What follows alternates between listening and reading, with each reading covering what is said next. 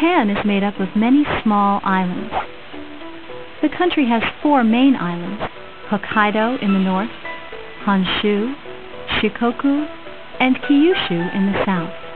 All 4 islands separate the Pacific Ocean and the Sea of Japan. Korea is one of Japan's closest neighbors.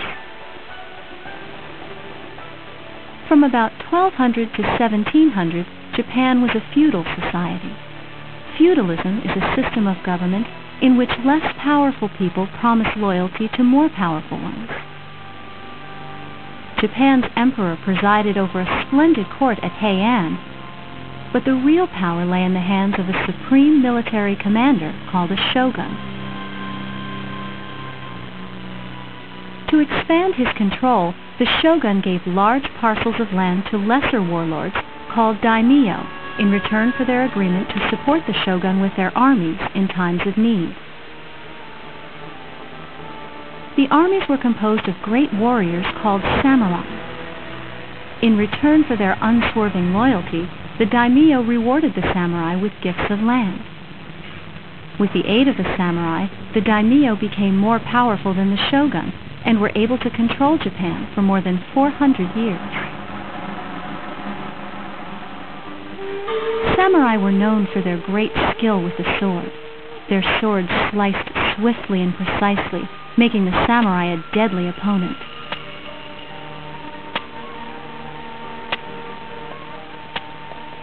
The samurai's sword was said to have a personality of its own. Some were good and some bad. But whether it was good or evil, the sword had to be hard enough to hold a sharp edge and flexible enough to absorb blows without breaking. Japanese sword makers were among the first to solve this problem, creating a blade that was both sharp and resilient. And they did it more than 800 years ago.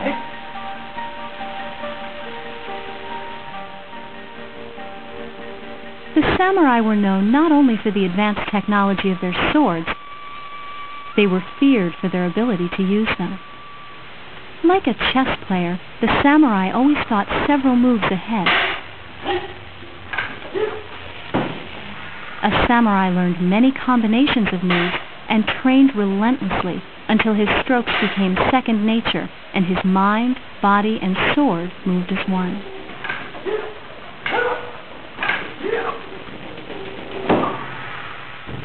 Razor-sharp, flexible swords weren't the samurai's only innovation. While Europeans made armor from metal, samurai used a flexible material woven from leather, iron, bamboo, and silk. These small plates made of tough rawhide were the building blocks of the armor. The armor maker cut holes for stitching and smoothed each plate before joining them together in a flexible panel. These overlapping panels helped cushion a sword's blow. And because they were flexible, they bent with the blade's impact, which made it difficult for the opponent to do any damage. The introduction of guns and gunpowder in the mid-1500s changed the samurai's way of life forever. In the mid-1500s, a samurai warlord bought a new weapon from Portuguese traders, and the Japanese were soon making guns in large numbers.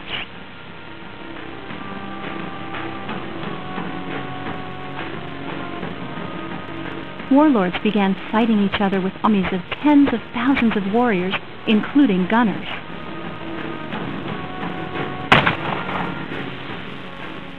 To protect their masters against these new weapons, the samurai built large, strong castles throughout Japan.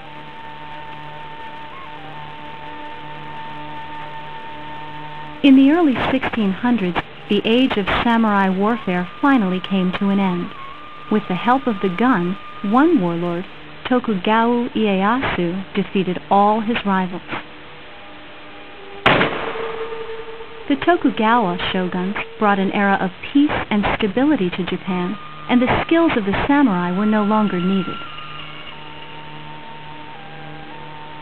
Though the samurai are gone, people who are interested in their legendary skills are still learning more about these warriors today.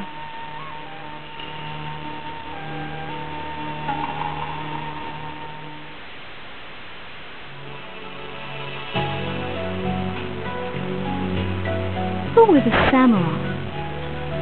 Why did the introduction of guns change the samurai's way of life?